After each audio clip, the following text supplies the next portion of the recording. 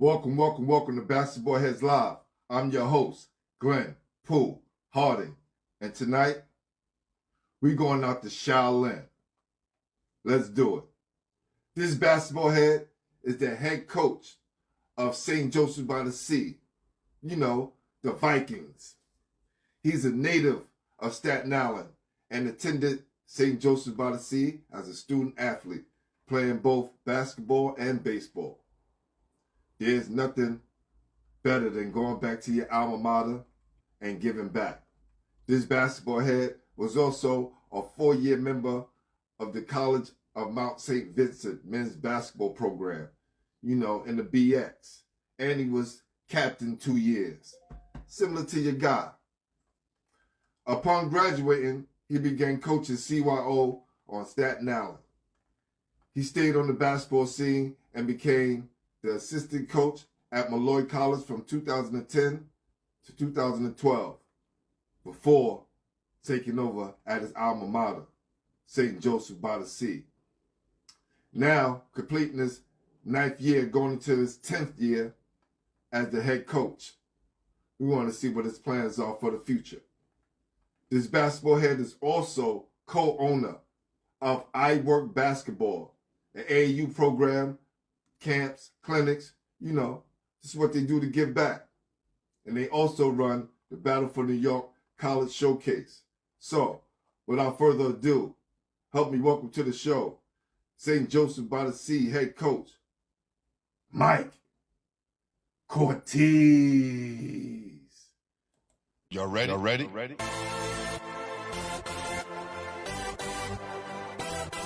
Yes. You have just stepped into the world of chaos, where everybody goes hard.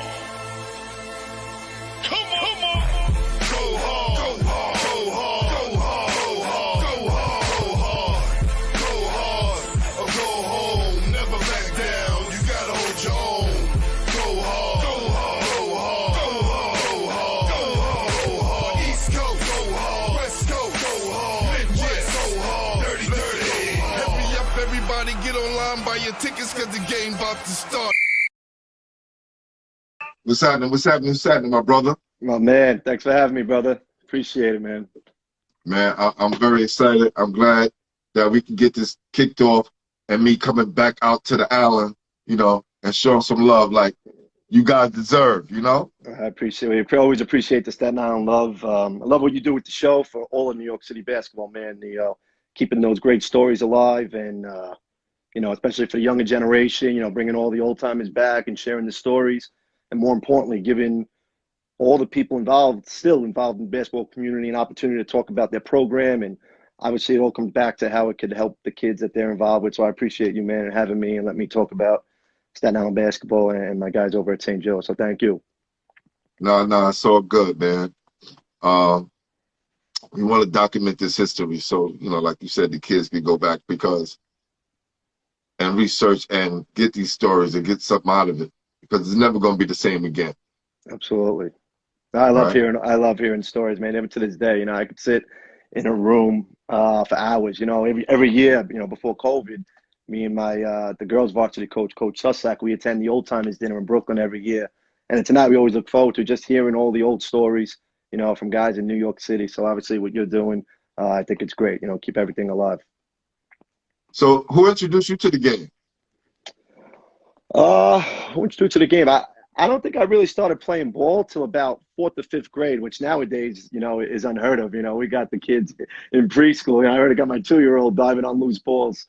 But I just think I fell in love with it naturally, just with, you know, friends in the neighborhood, family. You know, I fell in love with baseball first. Baseball was my first love.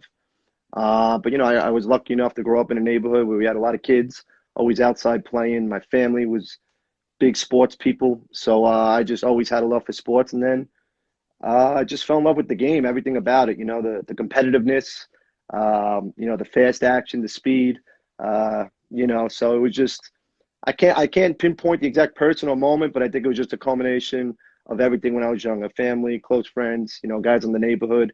You know, every kid on the block had a hoop, in my backyard across the street at Eric's or Matt's, and we had just games for hours, the lights on, it was just some of my best memories of just playing the game with kids around the neighborhood. So, a little bit of everything.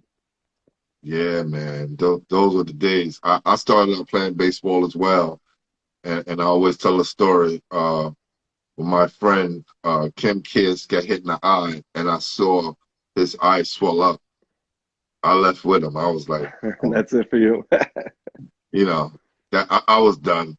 But that also built my competitive fire because I knew if I didn't do baseball, right, and I left because someone got hit in the eye, I really had to test my inner competitiveness, my inner competitive nature.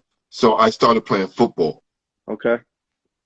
And did well in that. So that kind of balanced itself out with me quitting. So I always tell kids that story of me quitting, but also I had to re-challenge myself as well. I love that. Yeah, football. I was always too little for football. Mama Cortese never let me put on the pads. A little too little for football, but yeah, just something about those memories when you're a kid. I love seeing kids playing today. There's not enough kids playing outside in front of their houses, and I love just seeing kids around the neighborhood getting out there playing. So I feel you, man. Listen, there were two guys, right?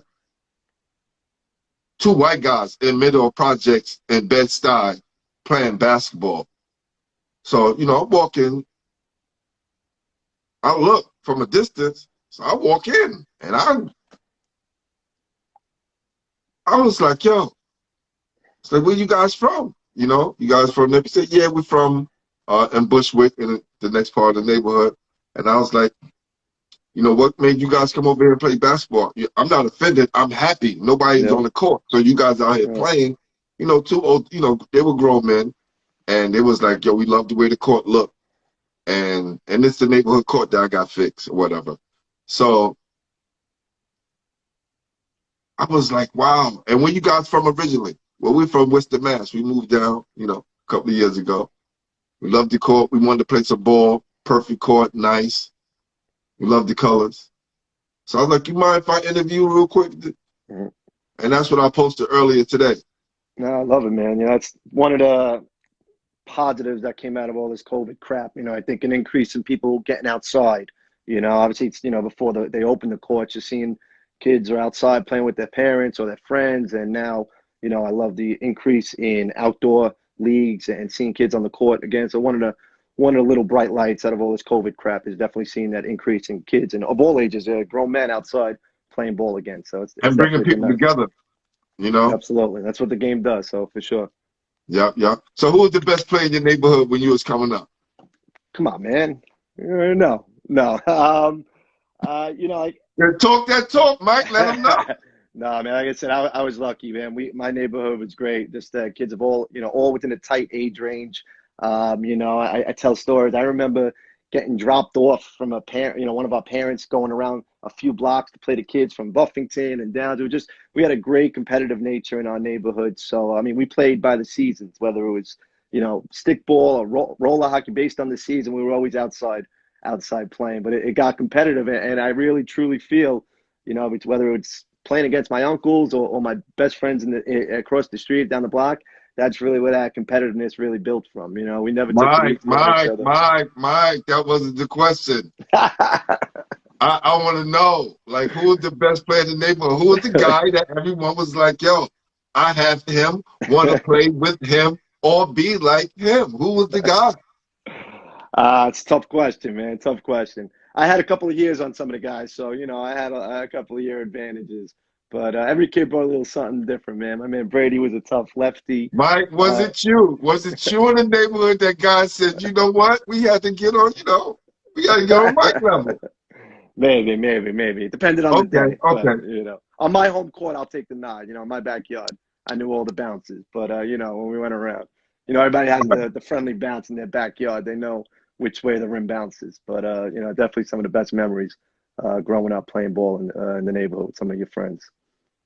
What was your first taste of basketball outside of your friends playing in the neighborhood, CYO?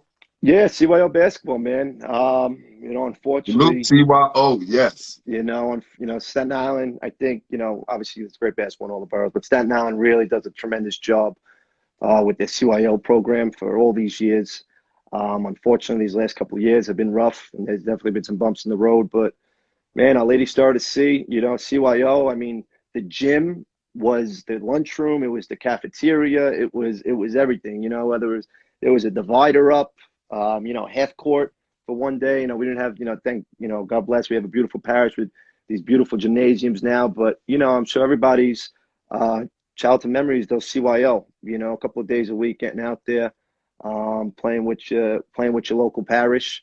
And it was tough. It was competitive. It was great. Some of the best memories is, those CYO days. Fighting for time and building those rivalries that carried into high school. That's one thing that really I really hope that we get CYO off the ground again, because seeing the rivalries is one of the best things about Staten Island. You see these rivalries from the third grade up into high school. It really makes it that much more special here, for those guys that really compete from when they're in third grade throughout their high school career. So definitely for me, it's CYR, the Lady Star to see. Yeah. When I had Anthony up here, Anthony Graziano, your guy, My right? guy, yeah. Great kid. He was telling me the success they had coming up in CYO, right? And I don't think the city guys take it as serious, right? Because, he was saying the state championship. I was like, they have state championship? Like, I never knew, because, once we got our feet wet at CYO, we moved on to, Yeah, other tournaments and things like that. no, and that's But understandable. It is. But just again, something about Staten Island, it's like a little such a tight knit community, and the competitiveness and the camaraderie and the sense of community. I want my Lady Star to see Coach Damon Testaverde. He's still a big mentor to me. He says it's like our little Indiana here. It's like Hoosier basketball here on Staten Island. got you. So that's what added to, I think, the growth and the strength of CYO on Staten Island. It's just because of the demographic. Nothing against, obviously, all the other boroughs and all the great things they do with their youth basketball, but something about the demographic here adds to that. The build-up of the finals. Ironically, St. Joe's, we host the Staten Island Championships every year, and so we get to see firsthand the environment. I'm talking, St. Joe's, but when we first had our gym done, I mean, packed out. Ironically, Anthony and Christian's championship game, in a packed Staten Island, packed out gymnasium for a CYO championship, which you probably don't see anywhere else. So it's definitely Right. it's definitely a special Even place. hurt. Like, listen, our CYO games was just us and the other team. There was no one at the game, maybe a few No. parents. There was no one at the game, and to hear the competitive nature that you guys took it on, and the level. Because when he mentioned, we went to the state championship in 5th grade, and we went to again, and I was like, state championship? Yeah. Glenn, And this is my first time. I'm talking like championships, like 1,500 people packed in a gym for a Staten Island championship, let alone the city or the state. So that I think that gives those Staten Island players that foundation of the energy and the competitiveness, and they sort of carry it with them through high school. I think because it stems from that CYO basketball competition that they get.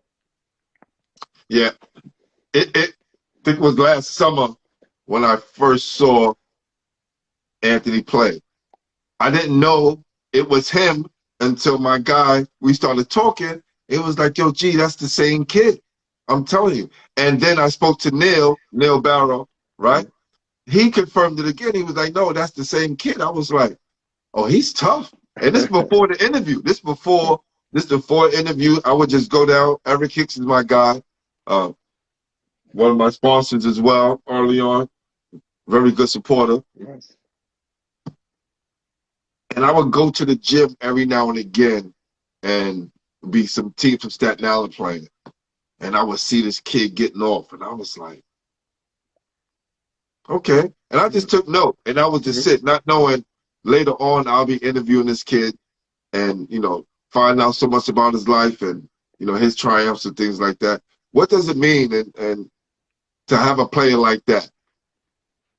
There's been so much at a young Yeah, age. yeah. Going back to how it started, just a sense of community. That's another great thing here about coaching here in Staten Island, and you see these players really firsthand grow up, literally right in front of your eyes on the basketball court.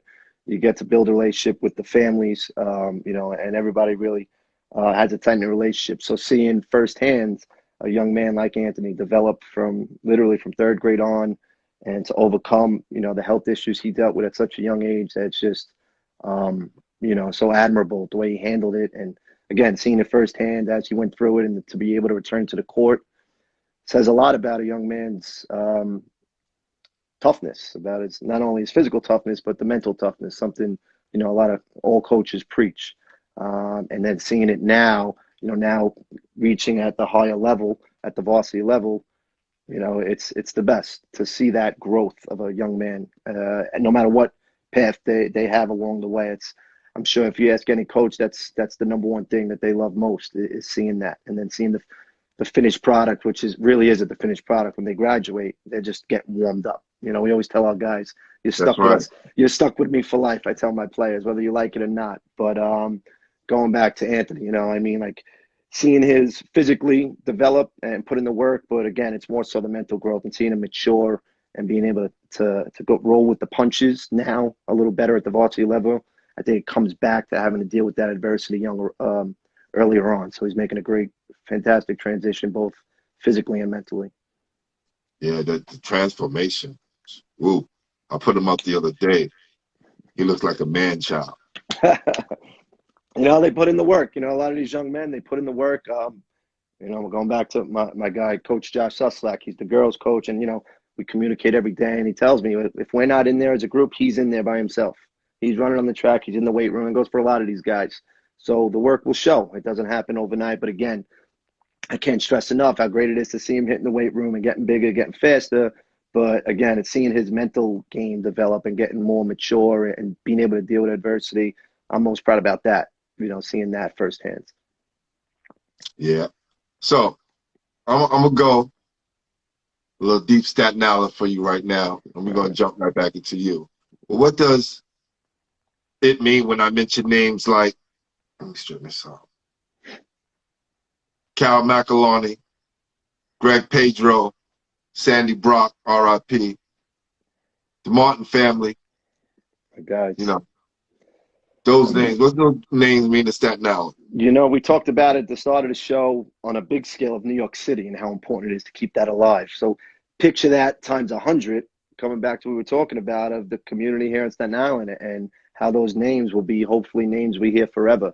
And being able to be part of that history and coaching in the trenches, it's sometimes you don't realize, you take a step back and how lucky we are to be a part of this. I remember being in the gym, as a kid watching these guys. I remember going to, before I attended St. Joe's, going to a game in CYO, watching Greg Testaverde, watching, them compete and sitting there, like wide-eyed. And to think now that, myself and some of these guys who grew up with a part of the history, it's, again, another one of the amazing perks of this job, you want to call it, is to be part of this great history of Staten Island. And I'm constantly learning things about the island and guys that, there's so much that I'm still learning and hearing stories from guys from the public schools, from the Catholic schools. So, hearing those names and really hearing at the level they played with, of course, there wasn't any social media. We don't have highlight clips of them to watch over and over, Right. unfortunately, like we can now. So you want to get those firsthand encounters from the, I don't want to call them the old timers, but you know what I'm saying, like the guys that were there that sat in the gym and watched them, from the older guys up until, the Kyles and the amazing Martin family, and just the way they all carry themselves off the court too. That adds to the names. It's always, you could hear a name about a kid and a player, but they all have the reputation and the personality that went with their game that made them, I guess, celebrities or all-stars of the island, because people and kids wanted to be around them. And that's really what you hear about names like that too. Yeah. Greg Testaverde, was he from St. Joe's?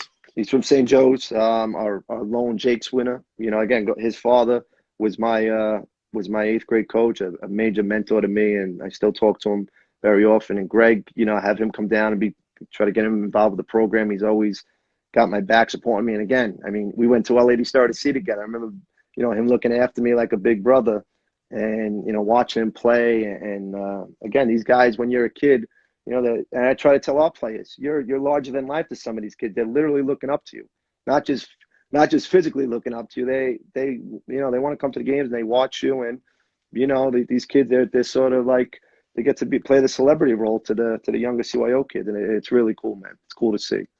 Was he a guy that you watched and you knew you had to get better? Excuse me? Was he a guy, Greg Testaverde, was he a guy that you watched and you knew you had to get better? Yeah, and again, it wasn't just, I know I wasn't going to be dunking like Greg, or, I wasn't ripped up like Greg, but he was just the competition and the way these guys competed. They were just such blue-collar players, back then. So I had that style of play, but watching a guy like Greg and that whole team, Nick Dragna and Milos and Vladi, and they were just the blue collar guys that you just saw play and were gritty. So, I knew I wasn't going to match that that physicality and the style of play. I couldn't play like him, but I was going to bring that sort of freaky toughness to the court, but for sure. So what went through your high school years, right? And I'm talking about both baseball and basketball, right? Because not too many guys who are playing 4 years. I'm just talking from a city perspective. Yep. I know things are a little bit different on the island, right? For guys playing 2 sports. A lot of them don't play 2 sports. It's just one. I have no regrets about playing 2 sports. Everybody could always say, oh, well, if I would have dedicated more time to this sport, I probably would have done better in that. And, maybe that's, and maybe that's true, but something about, like anything in life, when you step away for a little bit, you miss it, so being able to go from the baseball field, I was looking forward to get on the basketball court. I was doing the work in between both, because I played them both my whole life. And I was lucky enough to play for some amazing coaches that allowed me the ability to play both for 4 years. I wasn't by any means, getting headlines in the Advance Daily, but I stuck with it.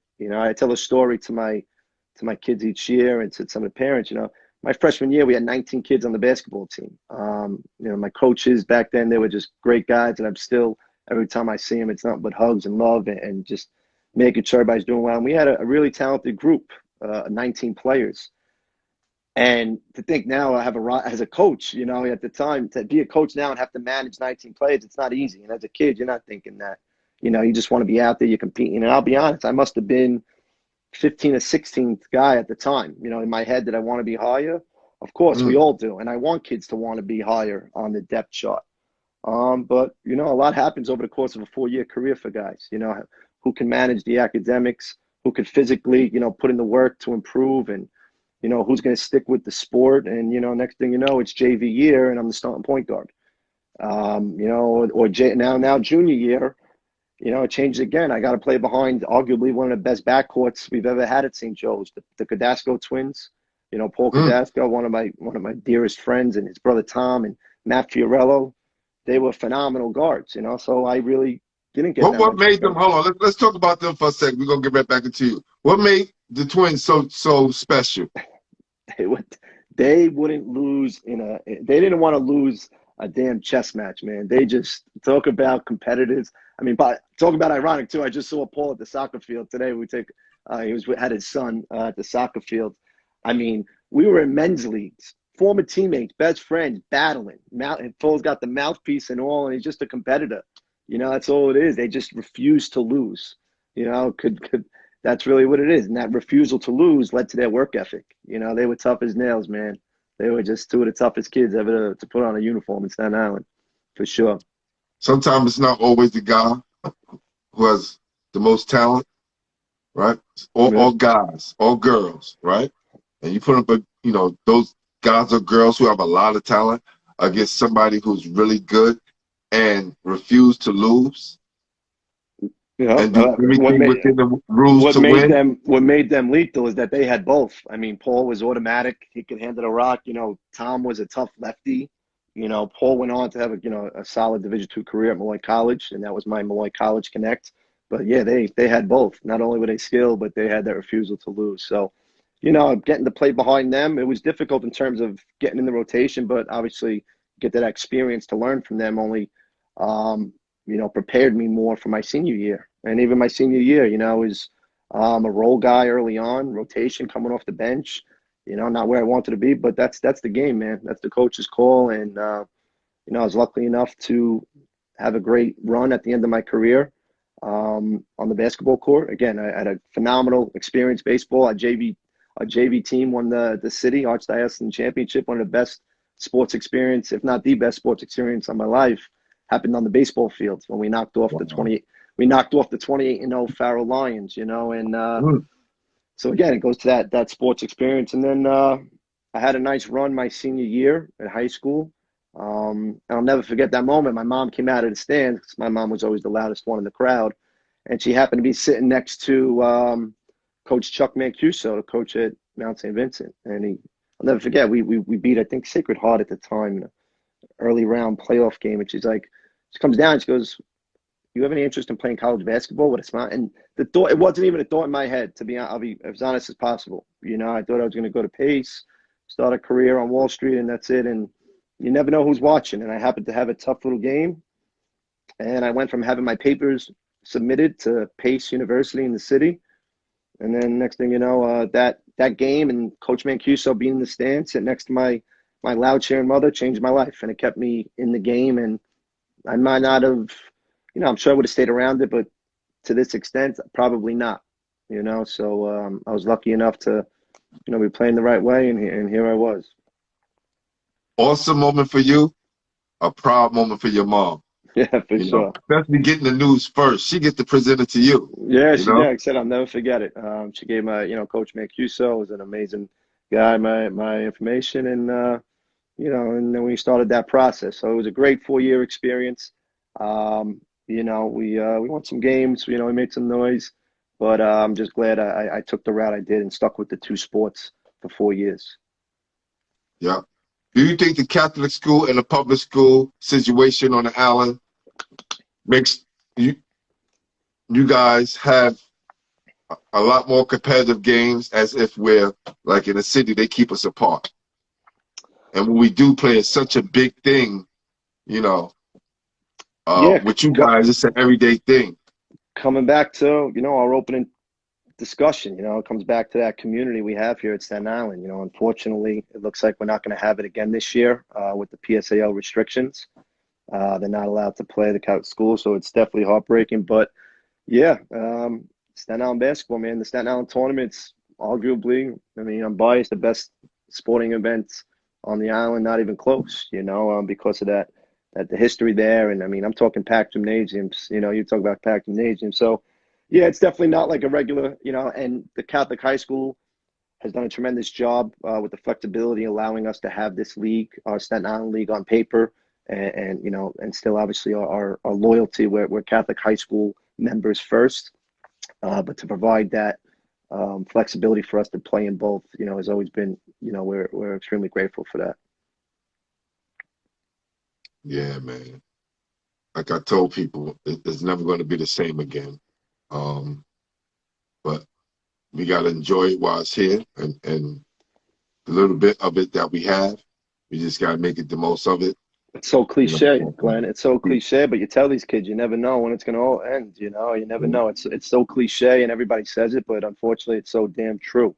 Whether it's an injury, or goddamn virus or whatever, you never know when your career is going to end, when you're going to play your last game. So you literally have to cherish every single time you step on the court. And again, I think New York City, especially Staten Island, do a great job providing that amazing experience for these kids every single day. And hopefully we can get that to some extent again this year. Yeah.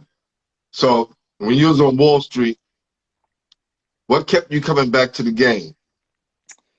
I start where I started. I Lady Star to see, man. I just where I started playing. I think I was just my first year out of college.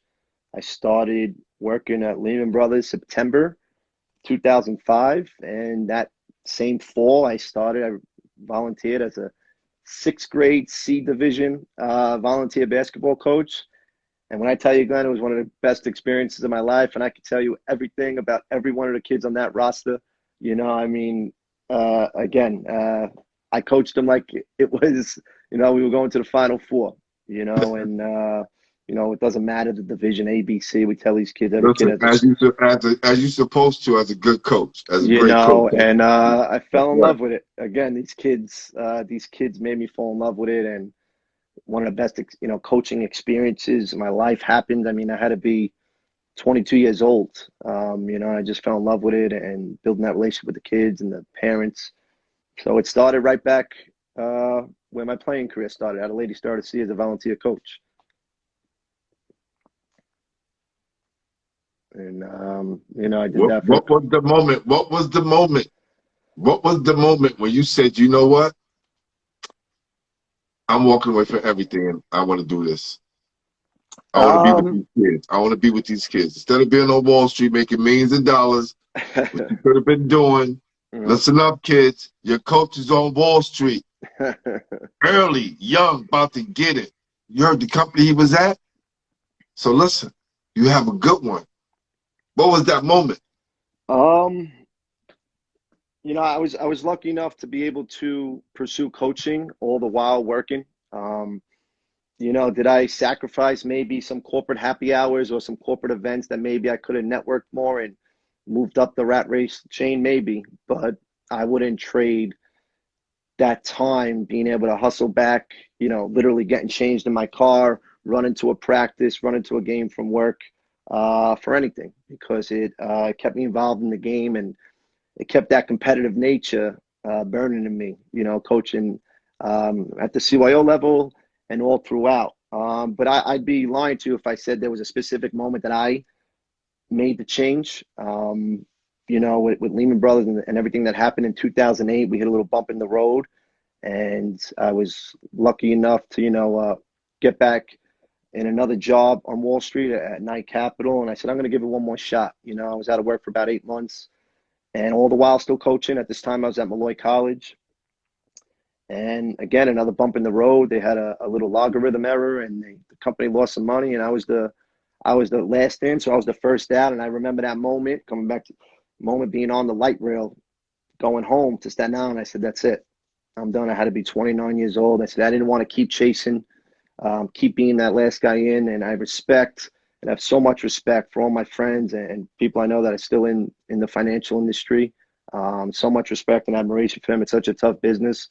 They do what they got to do. But so at that moment, coming home, 29, I said, I'm done. I said, I got to find something else. And, I found the education department, the education world, and one of the best things that ever happened to me besides marrying my wife and my two beautiful boys. So it was, it was an interesting ride along the way. So now you at St. Joseph's by the Sea, about to enter your 10th year? 10th year. Yeah, it's great. When you first reached out to me, I had to go back and count the years again, because it's amazing. It's so everybody says how fast time goes, but it really is so true. Because I remember coaching every team as if Like it was that. last year. So 10th year. My first year, I took over. It was a couple of games in. I was still at Molloy College. I think it was right after. I'll never forget. It was right after around Hurricane Sandy. I was actually living on the campus of Molloy College in the janitor's building. I was staying with my amazing aunt and uncle, my Aunt Mary and my Uncle Rich. So I was working in Wall Street, commuting from Long Island. I was living with my aunt and uncle. They took me in. They fed me every night, taking the LIRR. And at the time, after Hurricane Sandy, unfortunately, my aunt and uncle's house got flooded. I couldn't stay there. I felt, terrible and what we had to deal with. So I actually had to live on campus at Molloy College, in the janitor's dorm room, to coach and still work. And, the school made a change. I got a phone call to interview for the job, and leaving Molloy was tough. They brought me in like family from day one, leaving there, and they treated me like I was there for years. And Coach Marquardt is arguably one of the greatest men I've ever met, and a true legend, not just for his work on the court, but how he teaches the game of life and the game of basketball to his players and his coaches. So leaving there was very, very, very tough. A lot of tears were shed, and they supported me, and they wish me the best of luck. And I came over 9 years ago, and it's again one of the best things that ever happened to me. What are some of the things you're most proud of being the head coach at St. Joe's by the Sea after leaving college and now being here 10 years? Just I feel my staff over the years, these 9, 10 years, just the staff, the community we've helped just strengthen the program culture, that so many great coaches built over the years. I feel the camaraderie we've built amongst the alumni that's what I'm most proud of, being able to have guys come back and build those relationships, and seeing my older guys come back and talk to my younger guys. So, I'd say the relationships that we've built amongst the players, amongst the coaches over the last 10 years is definitely number one thing I'm most proud of. We had some great seasons. We made it a few years back, first time in school history. We made a run at the Staten Island championship.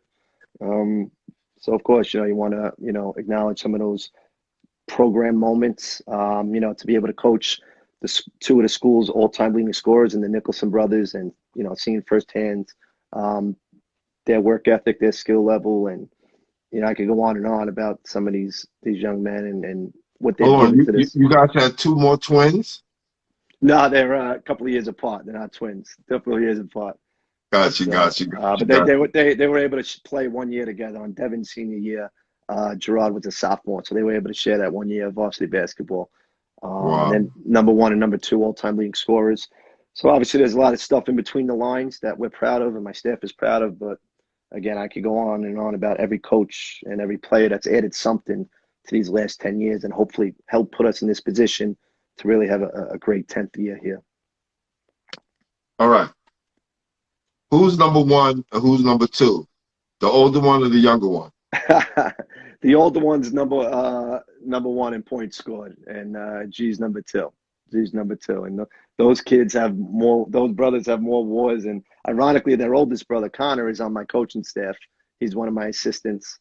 And they're a big time Staten Island basketball family. And again, they brought a lot of great work ethic and great success to this program. And they'll be the first to tell you that thanks to their teammates and the boys always having their back, that added to their ability to really do well. And yes, they knew how to put the ball in the basket, and they could shoot the basketball. But they were workhorses, and they were just great young men. They are great young men. Good job. Salute to the Nicholas family. So, courtside basketball. At first, I spelled it C-O, right? On-U, right? C-O-U-R-T, yeah. C-O-U-R-T. It's like, no. You got to get rid of the U. It's court. And then the small side. How long have you been doing it?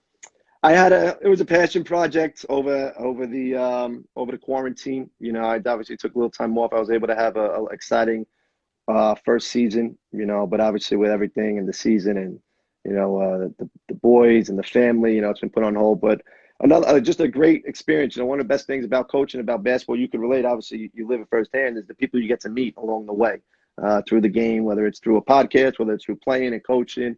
So the podcast was just an extension of everything I do as a coach, and trying to tell the story of some former players and not only what they did on the court, but how they took what they learned as players and applied it to their personal and professional lives, because that's really what it's about at the end of the day when we're coaching these kids. So being able to highlight their work ethic and some of the principles they applied as players, and then helping share their story, how they applied it, as professionals, whether it's, in the business world, as a motivational speaker, as an author. It was a great experience for me to share those stories and to see really what it's all about, to have the opportunity to interview Jamal Mashburn, and talk to him and hear his firsthand experience, talk about New York City legend, man. So it was a passion project that, I put a season into, and hopefully be able to revisit again soon once we get going with this basketball season. Yo, Mike, you had Jamal Mashburn. Yeah, man, go check it out. Episode 12. And you just said it like Listen, I hit him up a long time ago because again, this was a passion project, and it was just one just talked to a lot of my buddies about the times that we played, and then it kind of turned and spiraled into something bigger, right? Because passion is something that you love, something that we all love to do, talk about the game, and his name came up a lot of times, and we talk about it because he's like one of the greatest players in New York City history, who was Mr. Basketball in New York City, and then make the McDonald's All-American team. And that was the same year that New York City had 5 guys in the McDonald's All-American game, Yeah, and he wasn't one of them. I don't know. But look at him now. Yeah.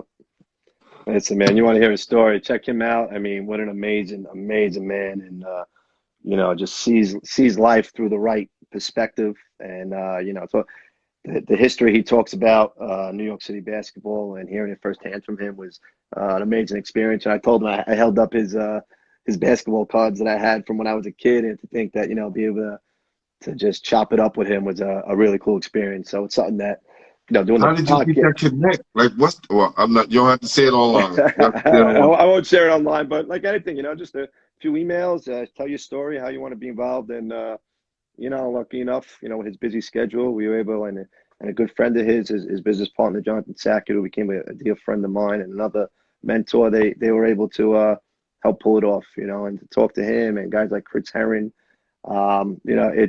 It was a great experience, and I'm glad I was able to go forward with, and hopefully get back to again as well. Yeah, I have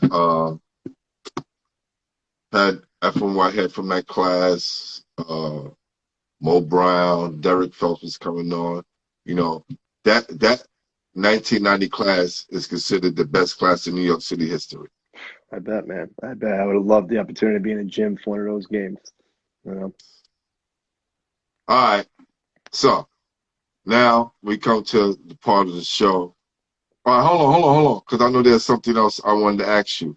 Okay, well, tell me about the showcase and who plays in it and where it's held. So again, working backwards, unfortunately, with COVID and everything that's happened the last couple of years, we sort of had to put it on hold. But it's called the New York City Battle for New York Senior Showcase. So what we do is we take 8 teams, the 5 boroughs, Nassau, Suffolk, and Westchester, and we get the current seniors and we group them together. No charge to the kids. We do it through sponsorships, and we group the kids together based on their location, and we set up a tournament style, 8-team bracket style event. And 2 years ago we had it at Baruch. We had over 40 colleges in attendance, media outlets. We give the kids uniforms, we record the games, and we had some local trainers come down, some training agencies to promote themselves, warm up the kids for the game, let the coaches see them in individual drills, and then we compete. And I think it's great, obviously, all the types of showcases and events that people do now, but we wanted to keep it a little different. And we felt that putting on a uniform, that said Staten Island or that said Brooklyn, it'll sort of add to that competitiveness, and you're sort of you're playing for bragging rights. We had a Suffolk win the first one, and Queens back to back. Again, we've sort of put it on hold these last couple of years with the COVID and everything, but hopefully something we get back to, because it's different. We got tremendous feedback from the coaches, because again, I think putting that name on front of the jersey and on the back of the jersey makes the games a little bit. It makes the games a little more competitive instead of just running up and down. So definitely a cool event, and hopefully something that we're going to get back to real soon. Cool. So tell me about the I Work. You got the I Work program you have? Yeah, so that's the showcases run under I Work Basketball. Again, something my partners Ben Arcuri and Freddie Marinaccio, when I came back to Staten Island after coaching at Molloy, they had an idea, just started locally as camps and clinics. We played in men's leagues together over the years. Ironically, now I coach both of their sons are on the varsity team. They're seniors now this year. So talk about coming full circle, and we were able to launch a variety of camps and clinics, summer camps, an AAU program, and again, these showcases that we're able to do. Just our way to contribute and sort of give back to the basketball community and just do all different types of things for the kids. Yeah, it kind of remind me of the old school Big Daddy Kane song. I get the job done, and it's like I work. It's like, okay. All right. Salute to my guy, Big Daddy Kane, good friend of mine. But yeah, I worked.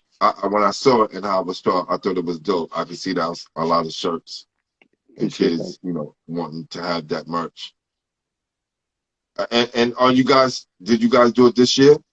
No, we didn't do it this year. Again, just a little bit of pushback with COVID. And I said, I'll be honest, personally, my wife gave birth to our second baby boy a month ago. So Congratulations. my wife Justine been holding it down with the boys and keeping busy here. Again, hopefully we can revisit the showcase and everything really soon. Thank you for that. No doubt. Congratulations. Congratulations to the wife too. Yep. All right, so we're gonna get into the top five. All right. So, top 5 players in St. Joseph by the Sea history. You can't do that to me, man. You can't do that to me. And it can't be anyone that you coached. It can't be? It can't be. That helps me. That helps me a little bit. That's tough, man. That's tough. I'm gonna get scolded either way, whoever I put. So the twins, the Nicholas brothers, and yourself? The Nicholson brothers I coach, so I get a reprieve. I don't have to. Okay. No. We're gonna take them out. Take them out. You gotta go with. I gotta go with my guy Greg. I gotta go with my guy Greg is number 1. Oh, nice. Mike Hewins could shoot the basketball like no other, playing up to his as long as he could. His father's a living legend on Staten Island, so Mike Hewins is up there. Eddie Pavia, again, one of the elite scorers. Again, I'm talking about ironic. I played men's leagues with him when I first graduated, and again, this guy had to be in his 50s, still battling, taking mid-range old school pull-ups. My guy Paul Cadasco. I got to go with Paulie, number 4. It's tough. Gene Henderson. Henderson, he's a coach, varsity coach at Moore High School now, a lefty, tough blue-collar player. That's tough, man. That's probably about to do 7. I'm sure I'm missing somebody, but those are the ones that are definitely in front of my head. So apologize to anybody I missed, but we could have that argument another day. No doubt. Okay.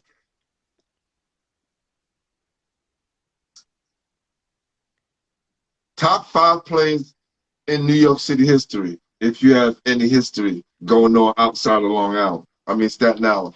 See that? And listen. I'll be honest. And it can't be. Listen, and I always say this disclaimer: it always can be the top 5 in Staten Island because it got to be somebody you saw. I'll be honest, man. I'm limited down. Like I said, I'm a fiend for knowledge of information and stories. But again, I'll be honest, man. Even growing up through my high school days, I was sort of in my Staten Island bubble, playing my 2 sports. I really, but obviously I got to go with, I got to put Jamal up there. I not put Jamal Mashburn up there. Steph. You cooking. I got to put my girl Nisha Butler on there.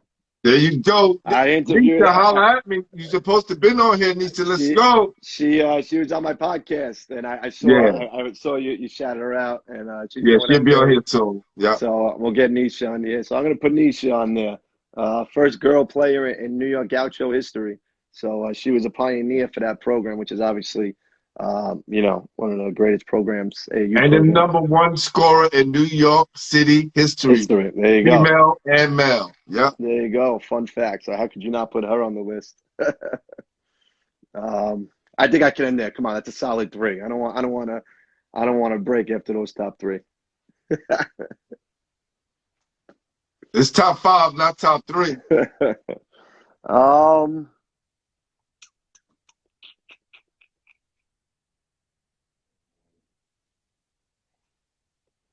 And I'm gonna go with.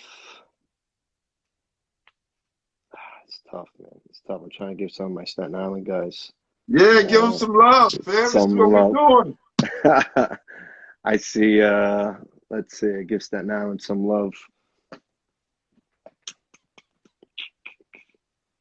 It's tough, man. I mean, even my guy Kyle. How could you not argue for him? His score. Yeah, I was about to say, like, how come could you on. not make an argument for Kyle McElhonney? You know, and what That's he did. right. And to give him a little bit more credit, I mean, anybody that knows Moore Catholic's gymnasium, it's a small gymnasium, and having to play in a tight gym for half of his career, you know, really didn't have as much room to operate. Imagine you put him on a bigger court, another half of his career. You know, who knows? It would have expanded his game even more in those numbers. And a few more better players, you know. Yeah, for sure. Somebody said Lawrence. Who's that? Bonafide? Bonafide? Who's that? Oh, that's my man Big E. And I'm gonna give Big E the 5th spot as the greatest Staten Island guy ever to step on the court. My man Big E, always a supporter. Really? No, he's just a major pioneer and advocate for Staten Island basketball. So it's nice to see his name pop up.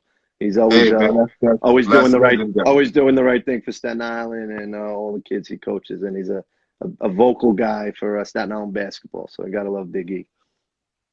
Okay. Now, Coach, your kids is listening. Got all of that. Look, I got all kind of stuff in my hair, and I have a bald head. It's the hoodie stuff. Right? Look at that. All right.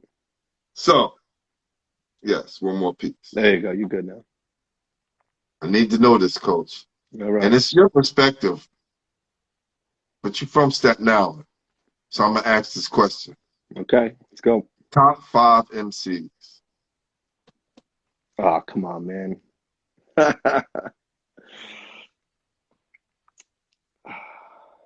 Who was you coming up listening to? I mean, from New York City. I love, I mean, nothing like hearing a little Wu-Tang as I'm coming in. I don't think I've ever been welcomed by Wu-Tang before, but, you know, you grew up here no matter what part of the island you lived on. Catholic school, right. Public school, North Shore, South Shore, white, black, Hispanic, you know, you're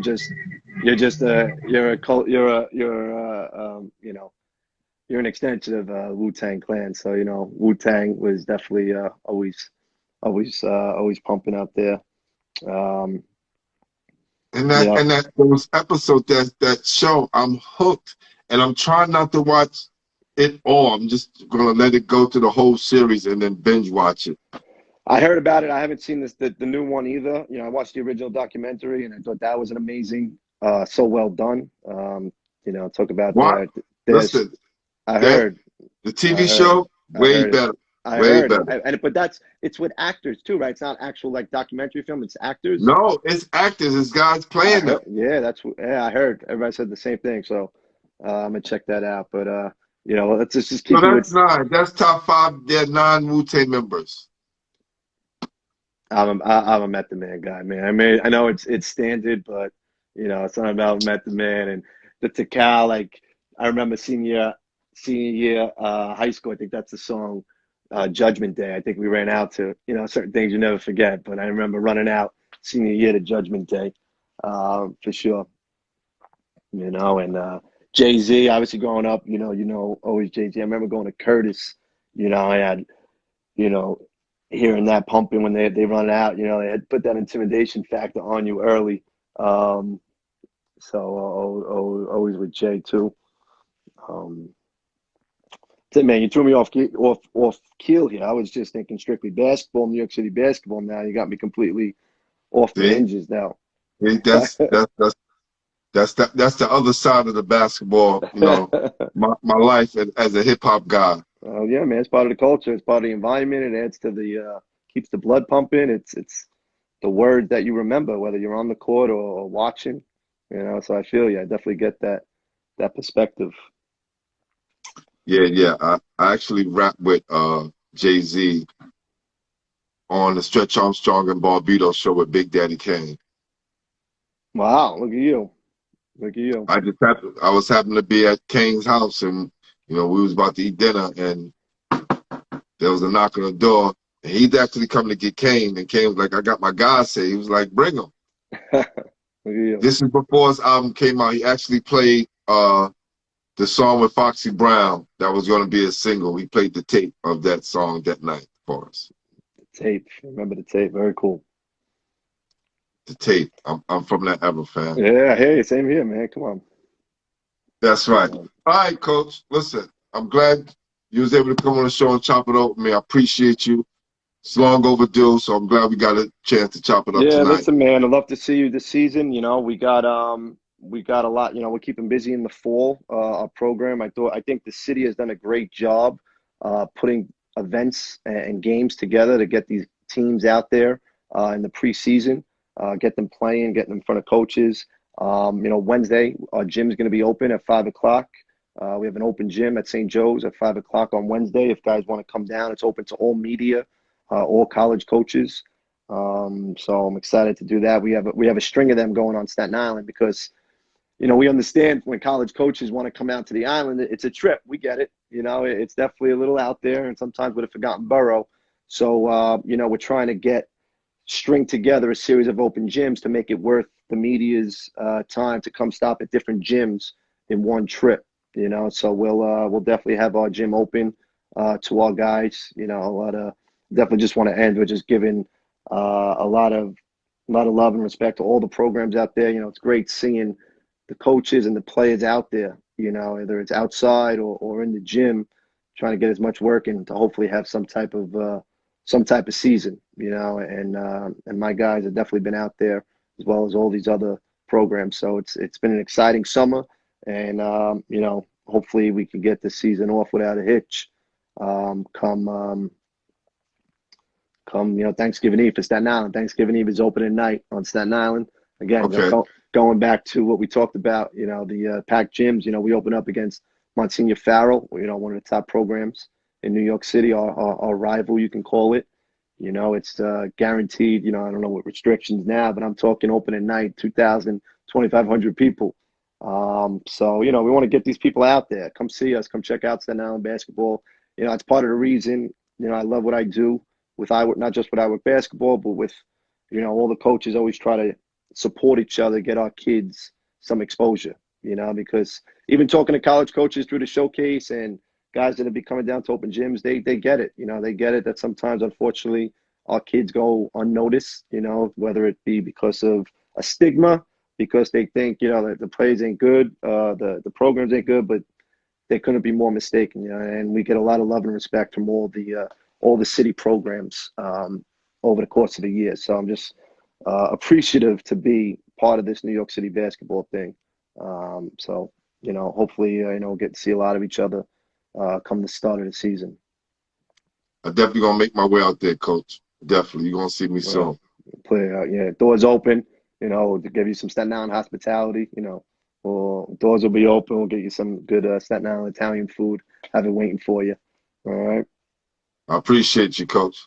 And listen, you get to nominate someone to be on the show. So hit me up in my DM. Let me know who you're going to nominate. All right. And we also have that artwork for you, but my guy was a little bit busy today, but he has your pictures, and he's going to draw up something nice for you. I appreciate that, man. Again, shout out to you, everything you're doing. Just putting the history out there, allowing guys like myself just to come talk about what we love and, talk about our program and our guys and what we do. So just any chance I get to talk about my guys and New York City basketball, I'm really appreciative of.